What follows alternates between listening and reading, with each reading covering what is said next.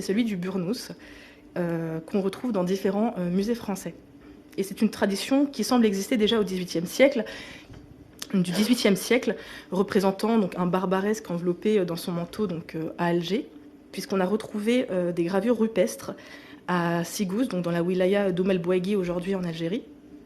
Alors, différents voyageurs européens ont décrit le burnous que portaient les populations d'Alger, notamment au XVIe siècle, en parlant notamment des femmes qui font de la laine très fine, notamment du chevalier d'Avrieux, qui, dans un chapitre des habillements des hommes et des femmes d'Alger et des ornements des nouvelles mariées. Alors, dans les musées en France, on conserve des burnous.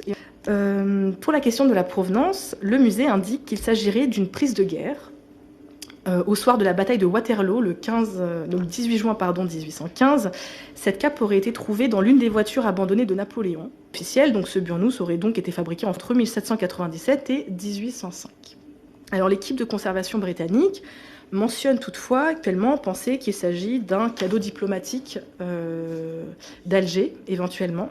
Le burnous de Napoléon donc, est loin d'avoir donné tous ses secrets, mais en fait on le retrouve aussi dans des cafetans de la même période au XIXe siècle en Algérie, sur des cafetans de femmes, sur le cafetan offert par Ali Pacha, qui était dey d'Alger, qu'il a offert au roi suédois en 1731 à l'occasion d'une signature de traité de paix entre la Suède et l'Algérie, qui est conservé d'ailleurs aujourd'hui à l'Armurerie royale de Stockholm.